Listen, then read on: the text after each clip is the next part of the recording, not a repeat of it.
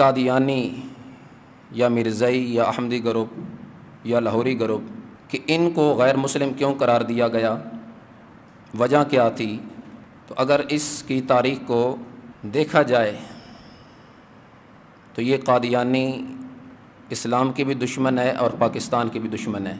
اور جو ہمارا ایمان ہے کہ سرکار دو عالم نور مجسم شفیع معظم حضرت محمد مصطفیٰ صلی اللہ علیہ وسلم اللہ کے آخری نبی ہیں، یہ اس ایمان کے بھی باغی ہیں۔ آپ اس ماحول میں دیکھ لیں، ان پڑھ سے ان پڑھ بندہ بھی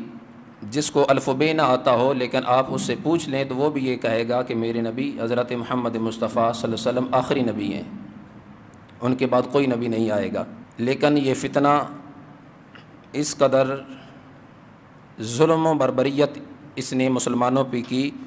کہ جو نظریہ مسلمانوں کا، جو عقیدہ مسلمانوں کا تھا، انہوں نے اس کے مقابلے میں معاذ اللہ اپنا نظریہ گڑھ لیا، اور معاذ اللہ پھر اس کو اس قدر آگے عوام میں پیش کیا کہ مظلوم بن کر کہ یہ دیکھیے جی ہمارے ساتھ ظلم ہو رہا ہے کہ ہم بھی مسلمان ہیں، ہم بھی سرکار دو عالم صلی اللہ علیہ وسلم کو آخری نبی مانتے ہیں، لیکن جو ان کا سرکار دو عالم صلی اللہ علیہ وسلم کو آخری نبی ماننا ہے وہ مسلمانوں کو گمراہ کرنے کے لیے ہوتا ہے۔ یعنی جب یہ کسی سے بات کریں گے، کسی کو جب یہ گمراہ کرنا چاہتے ہیں تو ڈائریکٹ اس کو یہ آ کر نہیں کہتے کہ ہم قادیانی ہیں، ہم مرزے کے ماننے والے ہیں، ہم اس کا معاذ اللہ کلمہ پڑھنے والے ہیں، بلکہ اس کے سامنے آ کر اپنی ہمدردی پیش کریں گے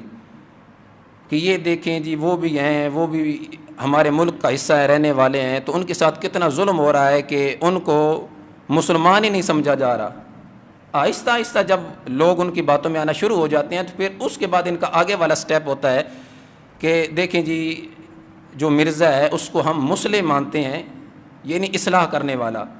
کہ قرآن حدیث یہ دونوں چیزیں آ گئی ہیں، اب تیسری چیز کی ضرورت ہے کہ کوئی ایسا بندہ ہو کہ جو ہماری اصلاح کرے، جو ہمیں دین کی طرف لے کے آئے، جو ہمیں ایسے مسائل بتائے کہ جو ہمارے لیے دونوں جہاں میں بھلائی کا سبب بنے۔ لہٰذا ہم اس مرزے کو نبی نہیں مانتے، ہم اس کو مسلم مانتے ہیں۔ تو اب جو سننے والا ہوتا ہے اس کے ذہن میں یہ آہستہ آہستہ باتیں بہنا شروع ہو جاتی ہیں کہ یہ نبی نہیں مانتے۔ پھر اس کے بعد جو ان کا آگے والا سٹیپ ہوتا ہے وہ یہ کہتے ہیں کہ ہم اس کو مبلغ مانتے ہیں، تبلیغ کرنے والا۔ اب مبلغ کے بعد یہ کہتے ہیں کہ ہم اس کو نبی نہیں مانتے، معاذ اللہ ہم اس کو ذلی نبی مانتے ہیں۔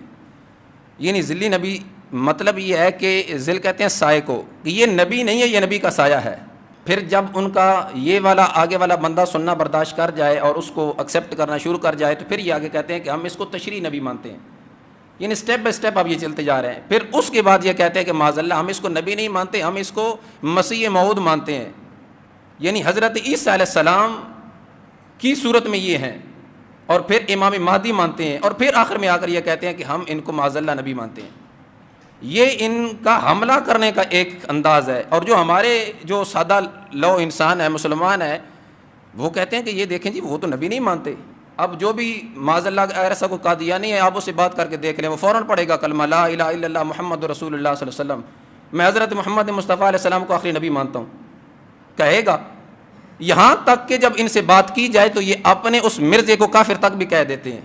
اپنا مفاد لینے کے لیے۔ اب کسی کو اگر گمراہ کرنا ہے، ورغلانا ہے، تو جب تک آپ اس کو شو نہیں کروائیں گے کہ میں تمہارا ہمدرد ہوں، کوئی بھی نہیں آئے گا۔ تو اپنے مرزے نبی کو کافر تک بھی کہتے ہیں اور اس کو برا بھلا بھی کہتے ہیں، لیکن جب یہ کلمہ پڑھتے ہیں لا الہ الا اللہ محمد رسول اللہ صلی اللہ علیہ وسلم، تو اس وقت محمد سے مراد معاذ اللہ یہ اس مرزے قادیانی کو لیتے ہیں۔ یعنی ہم جب کلمہ پڑھتے ہیں تو ہماری مراد اس سے سرکار دو عالم شفیع المذنبین حضرت محمد مصطفیٰ علیہ السلام کی ذات ہوتی ہے۔ ہم سرکار کو آخری نبی مانتے ہیں اور اللہ کا رسول اور اللہ کا خاص بندہ مانتے ہیں، لیکن یہ کلمے میں جب بھی جہاں بھی سرکار کا نام اس میں گرامی آئے تو معاذ اللہ اس میں یہ اپنے نبی کو مانتے ہیں۔